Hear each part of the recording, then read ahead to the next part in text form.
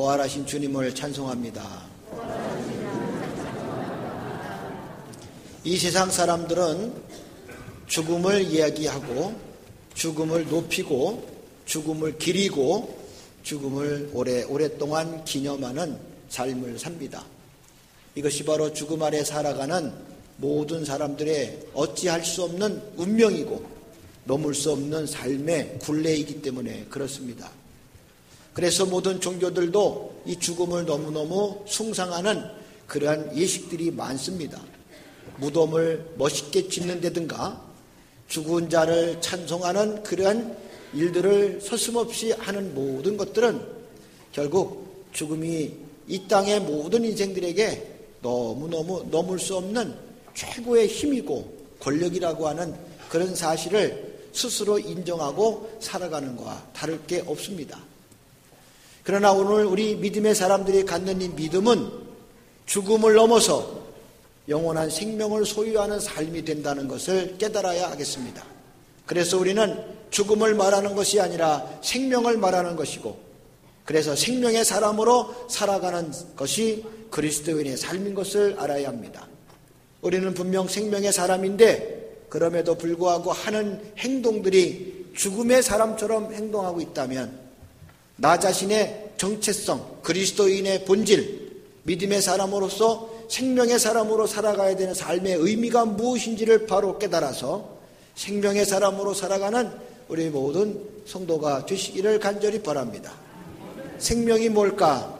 생명은 여러분 생각할 때 여러 가지 다각적인 측면에서 설명할 수가 있겠지만 어떤 생리학적으로 보면은 숨쉬고 움직이고 하는 게 생명이라고 말하겠지만 성경에서 논하고 말하고자 하는 생명의 삶이라는 것은 단순히 숨이나 쉬고 움직이는 것에 두지 않는다는 사실을 반드시 아셔야 됩니다.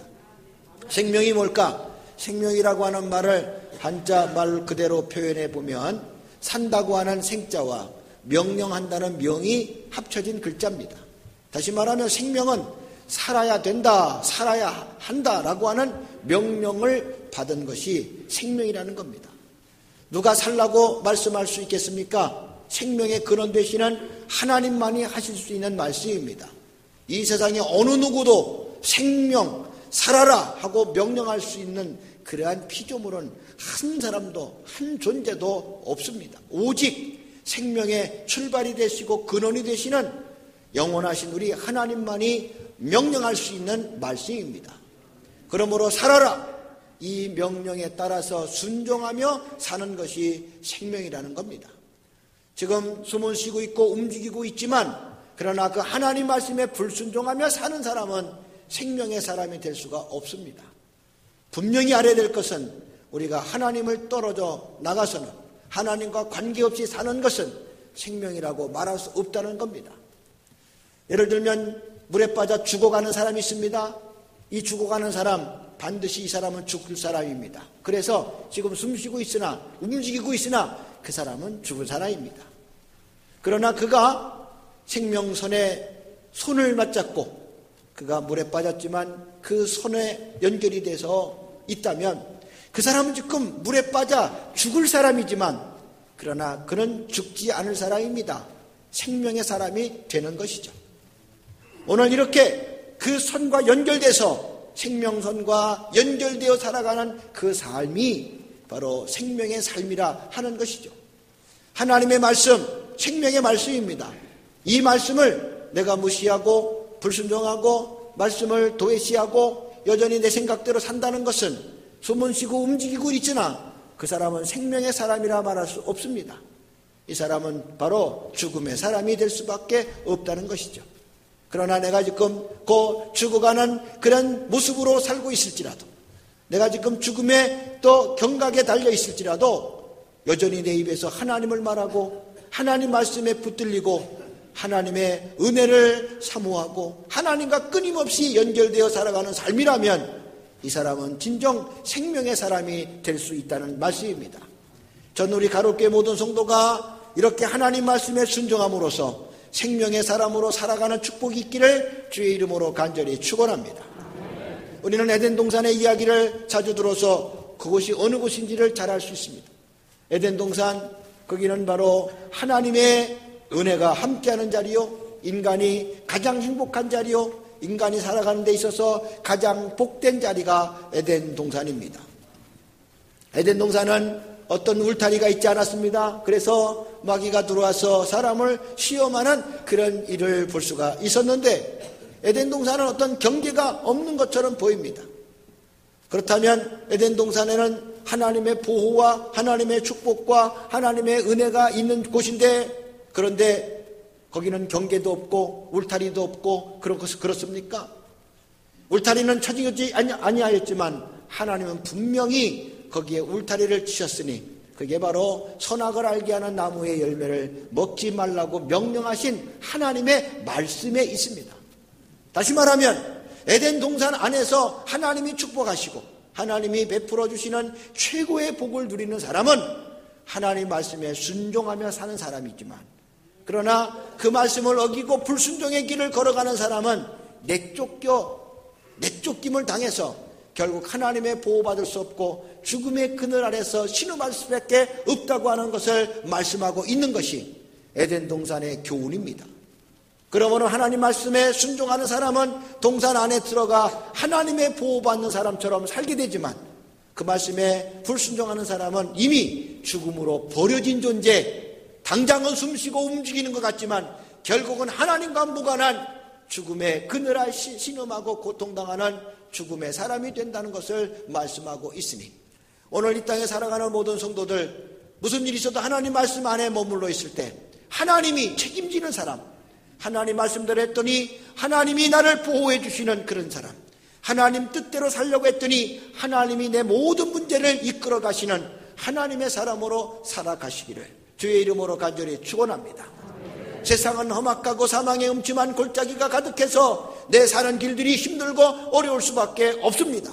언제 죽음의 그런 화살이 나를 죽일 수 있을까 걱정이 되는 이 세상 한복판에서도 우리가 하나님의 보호받고 하나님의 도움받고 하나님의 축복받으며 살아갈 수 있는 것은 하나님 말씀 안에 말씀에 보호받고 살아갈 때만 가능하다는 사실을 깨닫고, 사랑하는 성도, 귀한 우리 가톨교회 모든 성도들, 하나님 말씀 안에서 하나님의 보호받고 살아가는 성도가 되시기를 주의 이름으로 간절히 축원합니다. 하나님을 나의 보호자가 되시고 나의 피날 바위가 되심을 노래했던 구약의 많은 사람들 가운데 대표적인 사람을 들라면 우리는 다윗 임금을 들 수가 있습니다. 다윗 임금은 그렇게 노래합니다. 하나님은 나의 힘이십니다. 하나님은 나의 산성이시고 나의 요새가 되시고 안식처가 되시고 피난처가 되시고 거할 바위가 되시고 하나님은 나의 보호자 되시고 인도자 되십니다. 다윗은 그렇게 노래를 하면서 이렇게 또 찬송을 합니다. 내가 사망의 음침한 골짜기를 다닐지라도 하나님이 나를 안위하시나이다. 진짜 다윗은 사망의 계곡처럼 다니는 사람처럼 살았습니다. 그는 사울 임금 당대의 최고의 권력자가 다윗 한 사람을 죽이려고 3,000명의 군대를 풀어서 아주 혈안이 되어 다윗을 찾아 다녔던 그 무서운 시대에 10년의 세월을 살았던 사람입니다. 그는 그렇게 살아있으나 죽은 사람처럼 쫓겨다니며 고통 중에 죽음의 그늘 속에 살았던 사람이었지만, 그런데 그는 그런 상황 속에서 이런 노래를 합니다. 하나님은 나의 산성이시요 나의 거할 바위시요 하나님은 나를 안위하시는 분이시요. 그는 아무것도 갖지 아니하는 빈털털이었으나, 그는 힘도 없고 권력도 없고 돈도 없고 사람도 많지 않았었던 빈털털이 전혀 초라하고 연약한 사람이었으나, 그런데 그는 항상 하나님은 나의 산성임을 고백하였더니 하나님은 정말 그의 산성이 되어주셔서 그를 죽이려고 다가왔던 사울 임금은 중무장을 하고 많은 군대를 보유하고 살아있는 최고의 권력자로서 많은 힘을 가지고 있었으나 결국 그는 비참하게 죽임을 당했으나, 그러나 아무것도 갖고 있지 않았던 다윗, 그러나 오직 하나 하나님이 나의 산성이심을 고백했던 다윗은 여전히 살아서 위대한 임금이 되고, 지금도 그의 업적과 그의 믿음은 우리의 입가에서 노래로 나타내는 만큼 훌륭한 믿음의 사람으로 살아서 우리 안에 움직이고 있음을 볼 수가 있으니, 사랑하는 성도요, 하나님의 살아 역사 계신 그 하나님을 찬송하는 사람이 진짜 하나님의 보호받고 인도함 받는 사람인 걸 깨닫고 살아가는 저와 여러분 되시기를 바랍니다. 그러므로 다윗은 철저하게 하나님 말씀에 입각해서 살았던 사람입니다. 하나님 말씀을 믿었던 사람입니다. 하나님이 함께 한다는 것을 확신했던 사람입니다.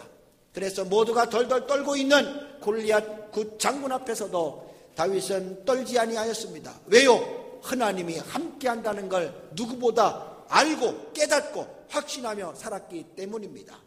그래서 그 앞에는 그를 넘어뜨렸던, 떨어뜨리려고 다가왔던 많은 악한 세력들도 다 무너져버리고 다윗은 우뚝 세워서서 하나님의 보호받는 자로 놀랍게 축복의 역사를 이루었으니 우리 모든 성도들의 삶이 되시고 남은 인생 속에 이렇게 축복의 역사를 이루시기를 주님의 이름으로 간절히 축원합니다. 이것이 바로 생명의 사람이 누리는 축복입니다. 우리는 이렇게 생명의 사람으로 살아가게 된다는 것을 깨닫고 일평생토록 하나님의 말씀 안에 머물러 그의 도움 속에서 생명의 사람으로 살아가는 우리 가롤교회와 한국교회 모든 성도가 되시기를 주님의 이름으로 간절히 축원합니다.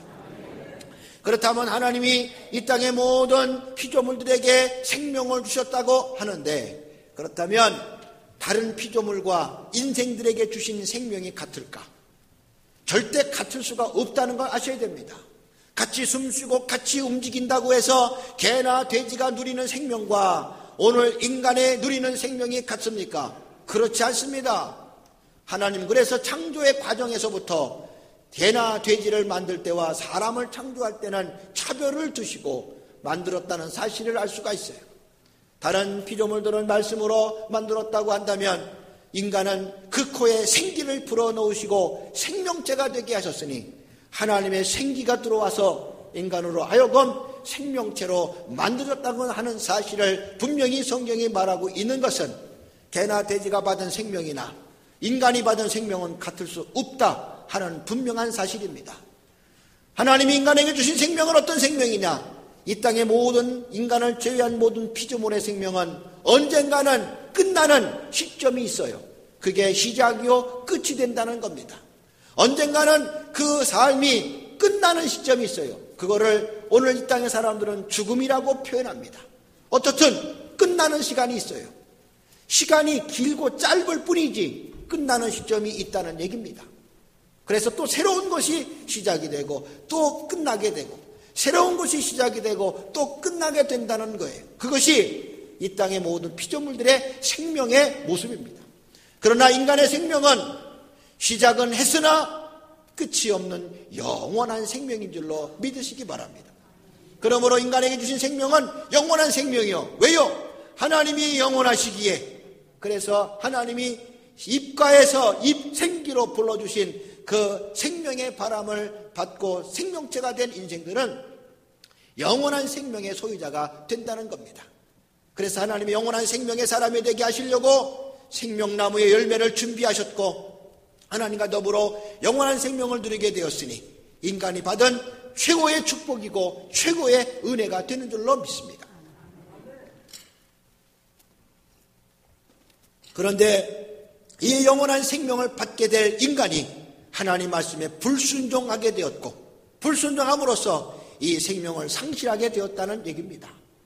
개나 돼지만도 못한 비참하기 이를 데 없는 생명체가 되었다는 얘기입니다. 그러나 하나님이 이렇게 영원한 멸망 가운데 들어가게 될 이 인생들을 불쌍히 여겨주셔서 다시 그들에게 생명을 주시기 위해서 계획을 세우셨으니 그 계획이 바로 구원의 계획이며 그 구원의 계획은 바로 하나님의 아들 예수 그리스도를 통해서 이루시고자 만세전부터 준비하셔서 2000년 전 십자가에서 그 엄청난 계획을 완성시키셔서 우리에게 생명의 역사를 허락해 주신 줄로 믿습니다. 만약에 예수님이 이렇게 와서 죽어서 끝났다면 그분도 다른 이방 종교가 믿는 그런 신과 다를 바가 없겠으나 그러나 그분은 진정한 생명을 우리에게 주시고자 오신 하나님의 아들이시기에 그래서 3일 동안 죽음 가운데 있다가 부활하셨으니 이제 그분은 부활이 되시고 그리고 생명이 되신 줄로 믿습니다. 잃어버렸던 영원한 생명을 소유하게 되었으므로 이제 이후로 모든 인생들은 그 부활하신 예수님을 믿으면 멸망하지 아니하고 영원한 생명을 얻게 되는 거 깨달으며 예수로 인해서 얻어지는 영원한 생명을 감사하며 살아가는 성도가 되어야 하겠습니다. 그러므로 육신은 한계가 있고 이 땅의 물질로 만들어지는 모든 물체는 시간의 제한에 따라서 시점이 지나면 없어지고 마는 겁니다. 물건은 낡아지고 썩어지고 없어지고, 인생들의 몸은 늙어지고 썩어지고 없어지고 죽음으로 없어지고, 그래서 썩어지는 것, 이것은 인생들로 하여금 죽음이라고 표현되어 있습니다. 그러나 인생들은 다시 부활함으로 영원한 생명의 사람이 되어 하나님과 더불어 영생하게 되는 것이니, 오늘 내가 이 땅에서 죽었다 할지라도 이것은 죽음이 아니라 끝이 아니라 다시 시작하는 영원한 생명의 시작임을 깨닫고 하나님과 영생한다는 믿음 속에서 이 땅의 삶을 살아가는 성도가 될 때 우린 진정 생명의 사람으로 살아가게 된다는 것을 깨달아야 합니다. 전 우리 모든 간헐교 성도가 이렇게 생명의 사람으로 확신하며 살아가는 축복이 있기를 주님의 이름으로 간절히 축원합니다. 그래서 이제 이후로 우리가 생명을 말할 때는 반드시 고백해야 될 그런 신앙의 고백이 있습니다. 바로 부활과 생명. 나는 부활이요 생명이니 나를 믿는 자는 죽어도 살겠고 무릇 살아서 나를 믿는 자는 영원히 죽지 아니하리니 이것을 내가 믿느냐? 라고 말씀하실 때 내가 믿나이다. 그 믿음 속에서 우리는 이 제한된 육신의 삶을 넘어서 영원한 생명에 들어가 하나님과 더불어 영생 복락하는 그런 은혜가 넘치는 줄로 믿습니다. 그러므로 육에 속한 사람들은 아직도 육신의 몸을 입고 살아가는 70년, 80년의 인생만이 전부로 생각하고 그 이후에 펼쳐질 엄청난 영원한 생명에 대한 그런 확신도 믿음도 없이 살아가게 되겠으나, 예수 그리스도로 인해서 이런 믿음의 확신을 갖고 사는 사람은 육신을 입고 살아가는 70년, 80년의 인생 이후에 펼쳐질 영원한 생명의 확신을 갖고 살기에 오늘 우리의 삶이 기쁨이고 영원한 삶의 소망을 가지며 살게 되는 줄로 믿습니다.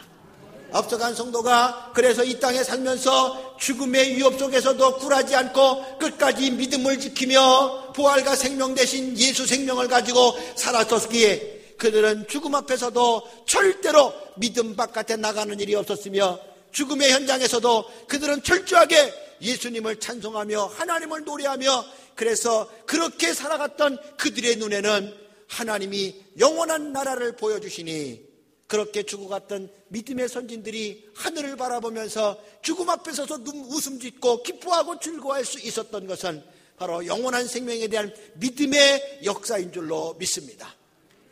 기독교 최초의 순교자라고 이름되어 있는 수데반 집사의 죽음에서 우리는 바로 그런 현상을 보는 겁니다. 그는 이 땅의 죽음의 땅에서 영원한 생명을 소유했었기에 그런 열려있는 하늘을 보면서 이 땅의 마지막을 지냈던 이 사실은, 이건 바로 생명의 사람만이 누리는 축복인 것이니, 오늘 사랑하는 성도들이여, 이런 생명의 역사가 우리 모든 성도들 삶 속에서 차고도 넘쳐나시기를 주님의 이름으로 간절히 축원합니다. 이게 바로 부활과 생명으로 얻어지는 하나님의 생명의 축복인 겁니다. 그렇다면 오늘 우리는 어떻게 살아야 됩니까? 이런 부활과 생명의 복을 누리며 살아가는 이 땅의 모든 그리스도인들은 어떻게 살아야 됩니까? 우리는 철저하게 모두가 죽음을 얘기하는 이 자리에서 생명을 말해야 합니다. 다 죽은 신을 찬송하고 노래하는 이 이방 종교 난무하는 이 세상 한가운데서 여전히 살아계신 하나님을 노래할 수 있어야 됩니다.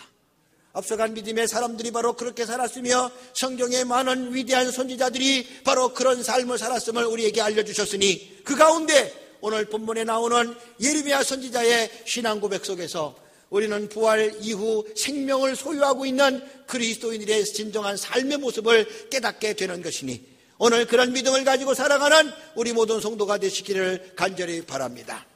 오늘 본문 예레미야 10장 얘기는 바로 이방 종교를 믿고 죽은 신 우상을 섬기고 있는 그런 종교인들 한가운데 있은 예레미야의 신앙 고백입니다. 유대인들조차도 죽은 신을 섬기며 우상 숭배하고 있는 그런 신앙의 한가운데서 유독 한 소리 예레미야가 이런 말을 합니다.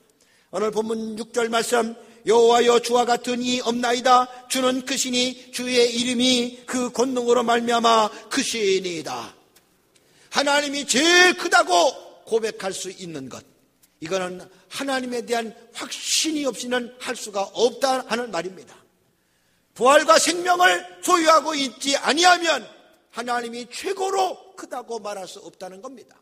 여러분, 오늘 우리가 당당할 수 있는 이유는 내가 돈이 많아서 당당한 것도 아니고, 내가 큰 교회, 건물 잘 지은 교회 성도라고 당당한 것도 아니고, 내가 세상 권력, 부귀영화를 한 몸에 쥐고 있어서 당당한 게 아닙니다. 나는 이미 예수 믿고 부활과 생명 되신 예수 믿고 영생을 소유하고 있는 사람이기에 당당할 수밖에 없다는 거 깨달아야 됩니다. 이게 오늘 우리의 자신감이고 우리의 당당함입니다. 이 믿음이 오늘 우리 모든 성도의 심령 속에 뜨겁게 고백되시기를 주님의 이름으로 간절히 축원합니다. 예레미야는 모두가 다 죽은 신을 섬기면서 큰 신전, 어마어마하게 웅장하게 엄청나게 지은 엄청난 신전, 그 신전만 바라보더라도 기가 죽을 수밖에 없는 그 어마어마한 건물 앞에서 그런 신을 섬기는 거, 죽은 신을 섬길지라도 그런 엄청난 신전에서 그런 신을 섬길 때 한 예배당 보잘것없는 성전 갖고 있는 사람이 왠지 초라해 보이고 자신감도 없어지고 그럴 수밖에 없는 상황이었지만, 그러나 예레미야는 어땠습니까? 너희는 그런 엄청난 신전에서 죽은 신을 섬기지만 그게 너희의 자랑이고 너희의 자신감이 될지 모르지만, 나는 비록 성전에는 없어도 지금도 살아계신 하나님을 믿고 그 하나님이 최고로 크신 분임을 노래하고 찬송한다. 이게 예레미야의 확신입니다. 그래서 그는 자신 있게 큰 신전 앞에서도 하나님이 제일 크십니다. 하나님이 제일 크십니다.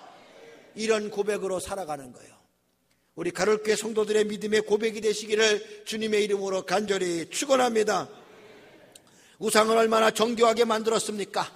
얼마나 멋지게 만들었습니까? 그들이 우상을 갖다 놓은 신전은요, 어마어마한 규모입니다. 그러나 거기서 우리는 이렇게 자신 있게 말해야 됩니다. 예레미야가 뭐라고 합니까? 그런 짓 하는 건 다 어리석은 자의 짓이다. 똑똑지 못한 자, 무지한 자, 어리석은 자의 짓이다. 8절, 그들은 다 무지하고 어리석은 것이니 우상의 가르침은 나무뿐이니이다.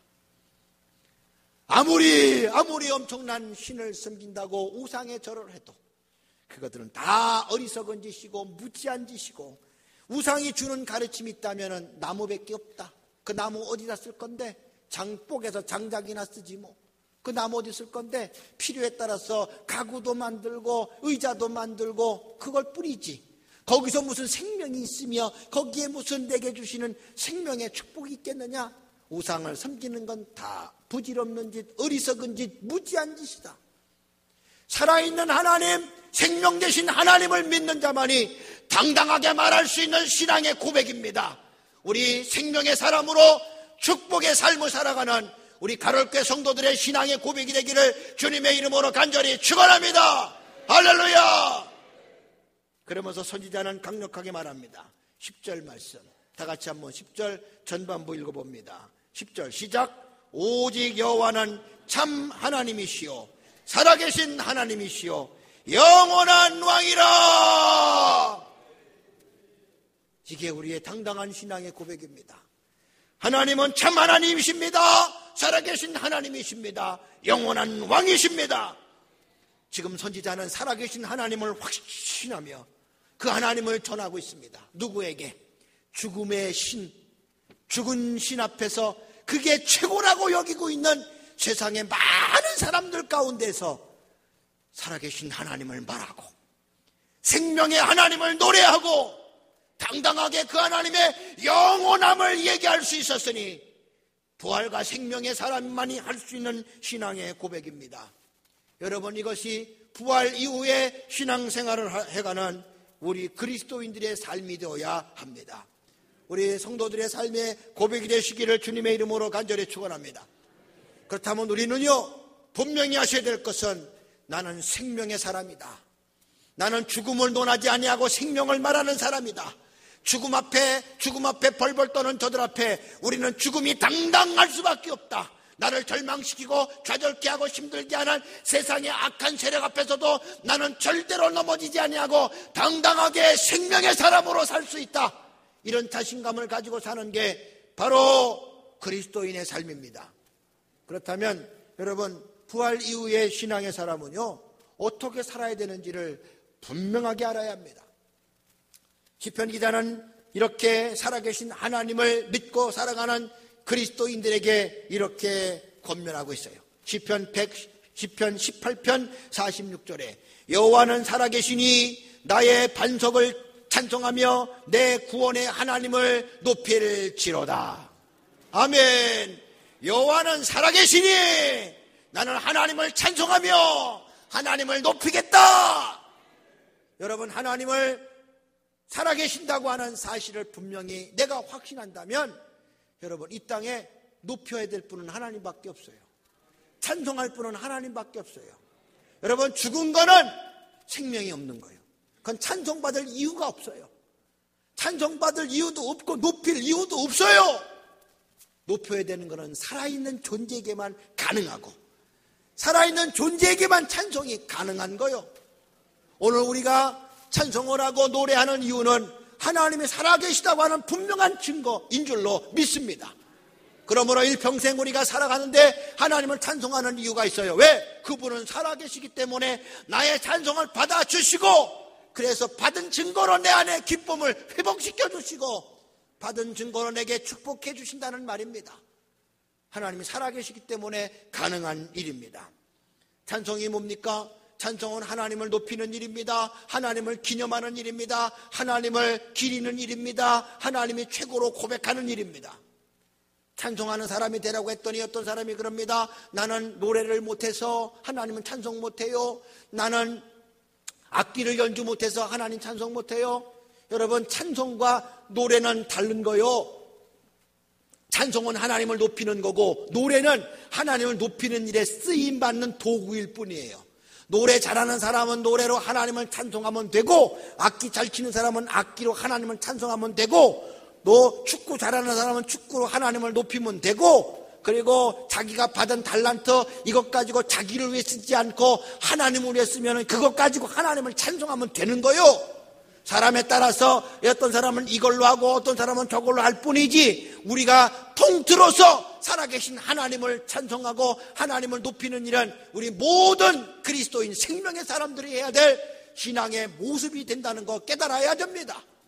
그래서 앞서간 믿음의 사람들, 성경의 많은 위인들은 하나님의 살아계심을 확신하기 때문에 그래서 그들은 하나님께 찬송하는 일을 게을리지 아니하였으며 때마다 순간마다 일마다 하나님을 찬송하려고 얼마나 노력했는지 몰라요. 찬양대를 창시했다고 생각하는 사람이 바로 다윗입니다. 다윗 임금은 하나님을 찬송하는 그런 일을 위해서 정말 노력했던 사람이에요. 그는 음악가요 시인이었기에 음악적 재능이 남달랐습니다. 그래서 그는 하나님을 어떻게 하면 더 찬송할 수 있을까?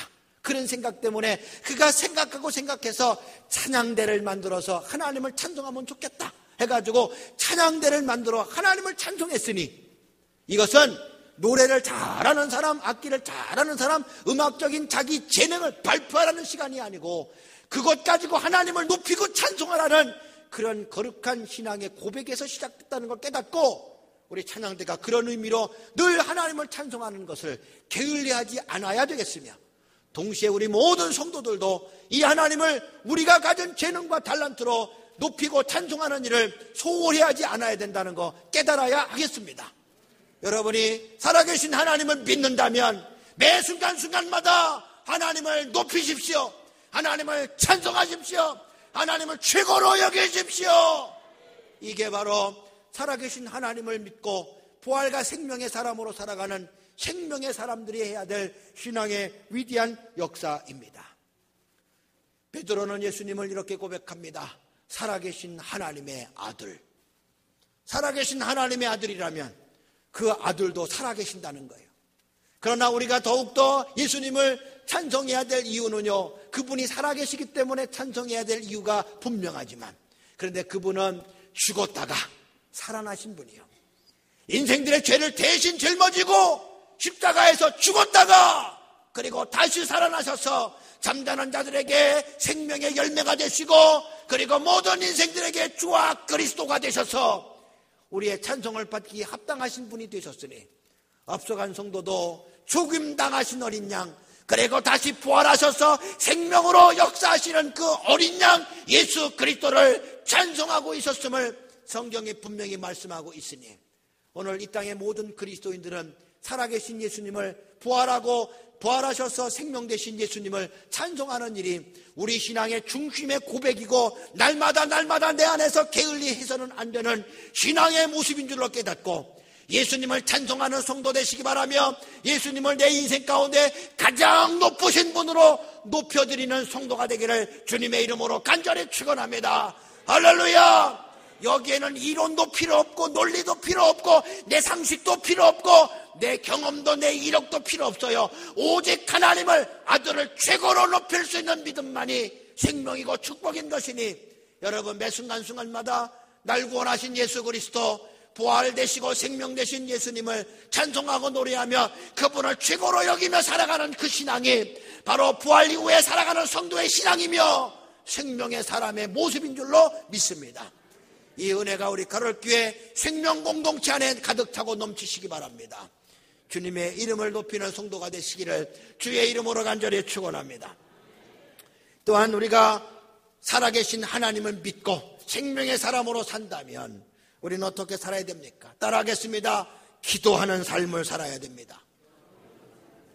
여러분 하나님이 살아계시다고 하는 건 우리의 기도를 들어주신다는 거예요. 그분은 귀가 있어 들으실 줄 알고 그분 눈이 있어 볼 줄 아는 분입니다. 반면 우상은 눈이 있어 보지 못하고 귀가 있어 듣지 못한다. 입이 있어도 말하지 못한다.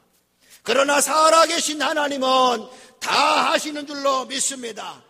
그래서 우리의 음성을 듣는 분입니다. 우리의 형편과 사정을 너무도 꿰뚫고 보시는 분입니다. 우리의 필요가 뭔지를 아시고 구하기 전부터 주실 준비를 하고 계시는 분이십니다. 우리의 필요, 우리가 꼭 가져야 될 것 아시고 꼭 가져야 될 것은 요구치 아니하셔도 내주시는 분이 바로 살아계신 하나님인 줄로 믿습니다. 우리가 하나님 앞에 그래서 기도하게 되는 거고 우리의 요구가 하나님 앞에 상달되게 되는 것이죠. 여러분 우리는 필요가 있어서 우리가 요구하는 게 있어요. 그런데 어떤 거는 하나님 보실 때는 필요치 않은 거를 요구할 때가 있어. 그건 하나님이 보시기에 주실 수 없는 것임을 아셔야 돼. 이거는 응답 없는 게 응답이요. 그러나 꼭 필요한 것은 혹시 내가 몰라서 구하지 못해도 그거 은밀한 것까지 주시는 분이 하나님이시요. 살아계시기 때문에 가능한 줄로 믿습니다. 영어로 말하면 니드가 있고 원트가 있어요. 니드는 뭐냐? 꼭 필요한 거야.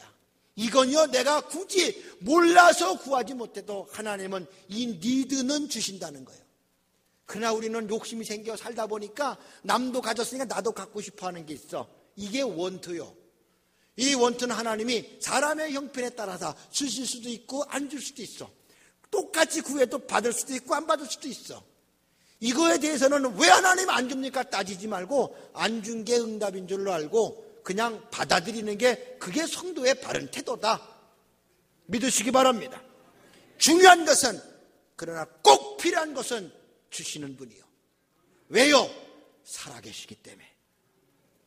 그래서 살아계신 하나님은 당당하게 우리에게 말씀합니다. 내가 부르짖어라. 내가 응답하리라. 내가 알지 못하는 그거 은밀한 것까지 내가 네게 보여주리라. 너는 내 이름으로 무엇이든지 구하면 내가 다 시행하리라. 살아계시니까 당당히 말하는 거예요. 줄 수 있으니까 당당히 말하는 거예요. 그러나 죽은 자는 그런 말조차도 할 수 없어요. 이스라엘 백성들이 430년 동안 애굽에서 살았습니다. 고통의 세월을 보낼 때 성경은 분명히 얘기합니다. 하나님이 그들의 신음소리를 들었고 그들의 우고를 보았다. 그래서 출애굽을 계획하시고 그 애굽의 고통 가운데 그들을 건져내셨으니 하나님이 살아계시기 때문에 가능한 줄로 믿습니다. 갈멜산에서 850명의 바알과 아세라 문도들과 엘리야와 영적인 치열한 전쟁을 펼치게 됐습니다. 850명이 그렇게 그들의 신 바알에게 응답을 요구하며 각각 광란의 춤을 춰가며 그야말로 광란의 짓을 저지르고 있었습니다. 그런데 응답이 없어.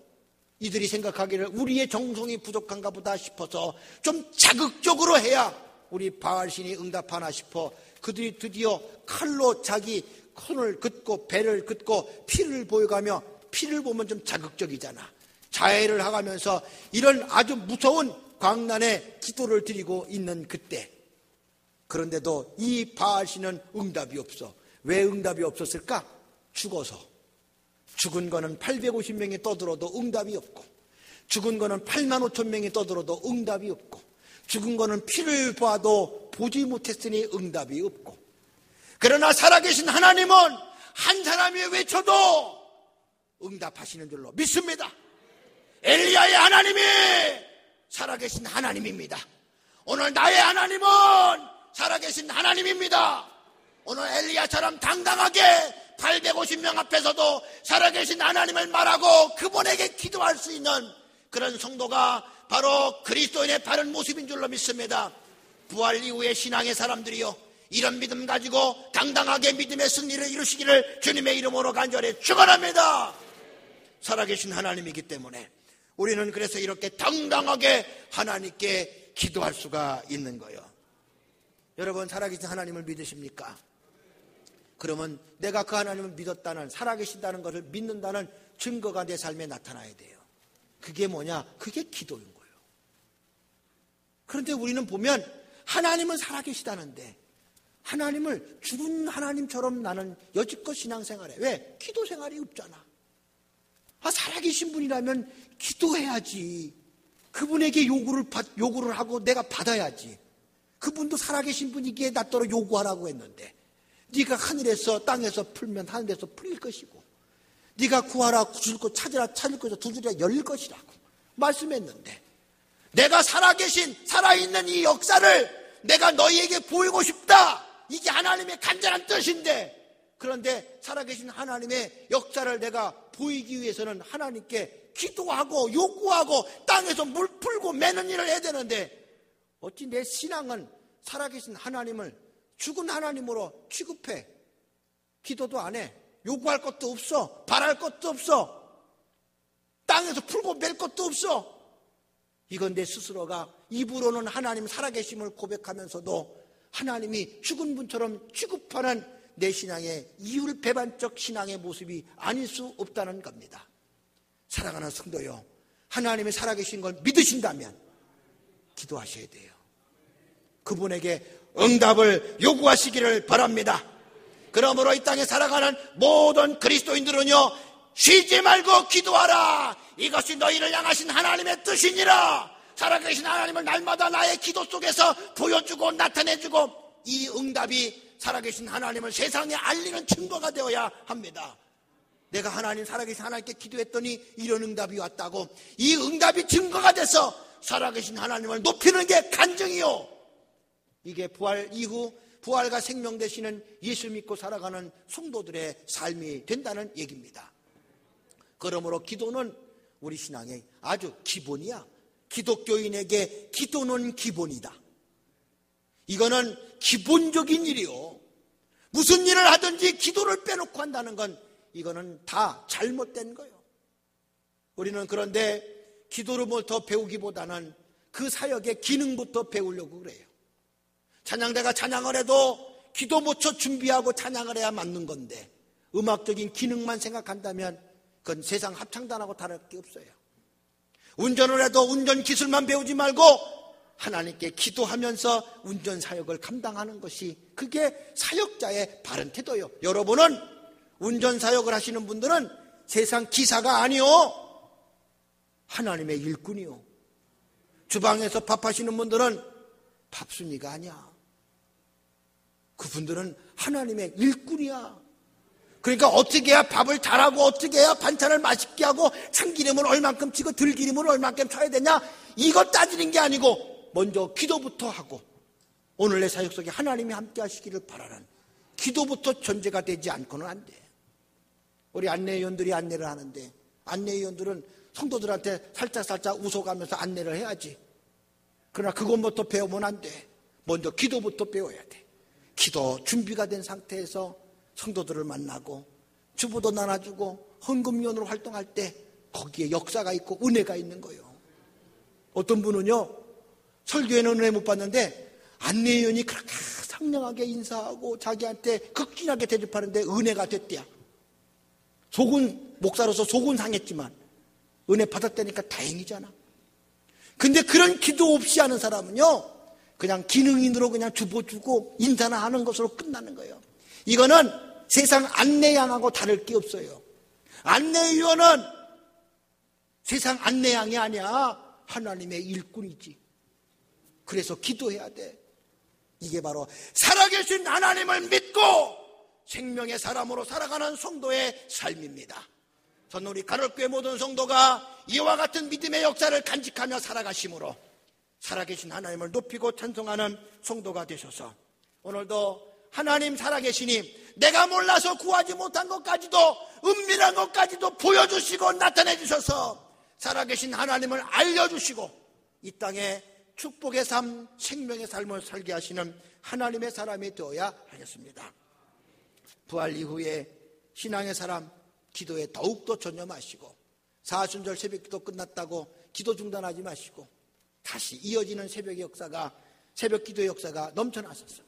여러분 인생 가운데 살아계신 하나님을 노래하고 응답 주시며 승리하는 삶을 사시기를 주님의 이름으로 간절히 축원합니다.